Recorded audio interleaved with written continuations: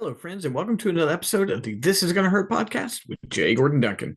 And if you're wondering why the J, the answer is I'm not a bagpipe player. And if that joke doesn't make any sense to you, I encourage you to check out episode 0, where I explain that joke as well as the purpose of the This Is Gonna Hurt podcast, where we talk about faith, family, fitness, finances, and sometimes fun.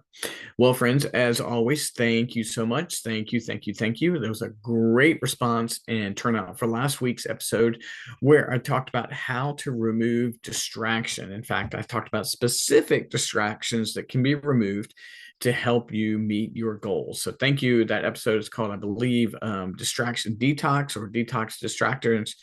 But thank you. You guys left comments, liked, shared, and subscribe, the entire thing. So as always, thank you, thank you, thank you. A couple of things coming up. I just finished a wonderful, I think it was the 10th of my 10 social media strategies seminars. And I did that with the wonderful folks up at Sampson Properties up in Stafford. So thank you. Big, huge turnout for that. 24 folks or so. Thank you. This week on the 26th, I believe I have the Capitalize Your Best Elite group. We're going to do a deep dive on the book, The 10X Rule. And then I just announced a seminar specifically for the real estate professionals about how do you market after the NAR settlement. If you're in real estate, you know what that is. And that's coming up on the 31st. Registration is live for that. So just continue to be thankful. I've also got another little seminar in there kind of hidden away for authors, also on the 26th. So some wonderful things coming on, 3 seminars in the remainder of the month. So, but this week, I cannot tell you. And if I knew where I got this from, I would tell you.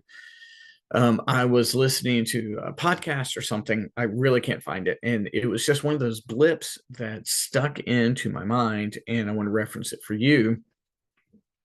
And the person speaking said this. They said, every fable, every children's story, like the old ones, like the real Hansel and Gretel's, every one of those, the hero goes through a dark forest. And in every one of them, they have a dark moment before they come out on the other end.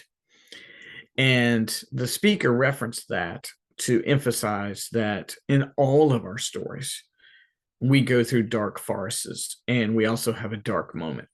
Now, for you, that might be as simple as just trying to accomplish a goal. And the goal is the dark forest. And it may be daunting. You may feel like, how am I ever going to lose weight or get into shape, whatever the case may be. And that's the dark forest. But the moment, there's a dark moment in it.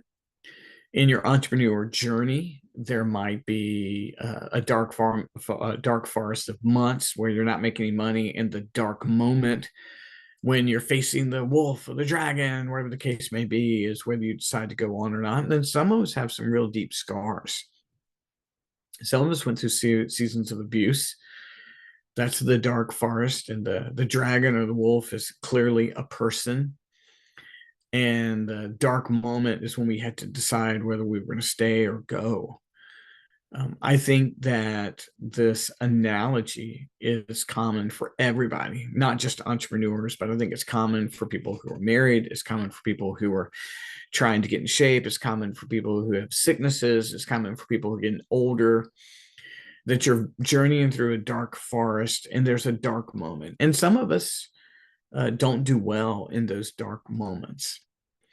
When I talk about my epilepsy journey with people, my dark forest was really 2012 to around 2015, 2016. And that was the period of time where they were really onset, and I was really suffering from them. And the doctors were doing their best to figure out the medicine that was best for it. And I had a couple of dark moments. One I reference back when I was a pastor and I was leading a Bible study. And I literally was sitting in a room with 10 or so people and had no idea what was going on. Words were being said, but I didn't understand it. That was a dark moment. Another was standing in the parking lot of the old apartment complex that we lived in.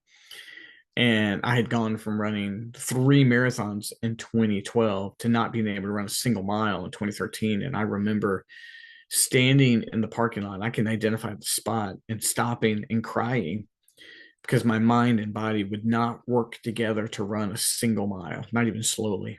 And I just had to walk back to my house. I can think of relationally, I can think of when I was managing the eye doctor's office, and I was also in seminary, and I was always in conflict with my doctor and the new doctor, and that was a dark farce. And I remember the moment where we had this big fight, and I got in my car and took the um, deposit to the bank, and I called Amy. I was like, I think I'm going to quit. And it was like a dark moment. Um, all my stories don't end with me surviving or doing well in my dark moments. But my encouragement to all of you is, if this is a season where you feel like you're in a dark forest, it's okay to recognize it. And if you know who your wolf or your dragon is, it's good. And it's important to prepare yourself for the dark moment where decisions are going to have to be made. And I encourage you to make the bold decision. So that dark moment might be quitting something, leaving something, starting something, overcoming something, vast life changes, disciplines, changes of friends. If we're in the dark forest, the challenge is to really prepare ourselves for those dark moments. We don't prepare ourselves when they happen. We just have to hope that we have the will to make the right choice. But more importantly, when you come out of that dark forest, let's say, for example, you're running a business and you have a very difficult season and you're not making the money you need to, and that's the dark forest, and you're sweating and you're putting in the extra hours and you're learning and you're innovating and you're spending money where you need to, and you know that there's moments where you're just sacrificing or being humbled. In those moments, if you're in a dark forest right now, then I really encourage you to take a few moments to prepare for the dark moment of decision. And if you're in a dark forest right now, I encourage you to give yourself grace. My hope is that if you're in a dark forest and you face your dark moment, that you come out a victor. But the biggest thing here is to give yourself grace. So, friends, this episode is a little bit more esoteric. I think it's a metaphor that I'm going to continue to work and play out in my own life and understand, and it'll have an impact perhaps in seminars and even here as well. But there's some of you right now who are listening or who are in a dark forest of trials and tribulations. And I hope that when you face your dragon or your wolf, that you come out a victor in that dark moment. But encourage yourself, give yourself a break, reach out, feed your body and your mind and your soul, physically, spiritually, mentally. Don't take in junk food of physically, mentally, spiritually. Like, feed yourself, prepare yourself, train yourself. Part of the reason I constantly run is, one, I enjoy it. Two, it's good for my epilepsy, but I know it trains me for those moments. I know when I suffer, I'm able to make good decisions, and it enables me to do that in my career, in other places of life. So, friends, here's my encouragement to you. Give yourself some grace, prepare for your dark moment. And if you did not succeed in your dark moment, continue to prepare so that you will. But if you do come out on the other end of your dark forest and your dark moment, be an encouragement to other people who are still going through it. So, guys, thank you so very much. This episode's a little different. It's me working through some thoughts that I'm sure I will share in greater detail with all of you. I appreciate it. If I can be an encouragement to you, reach out.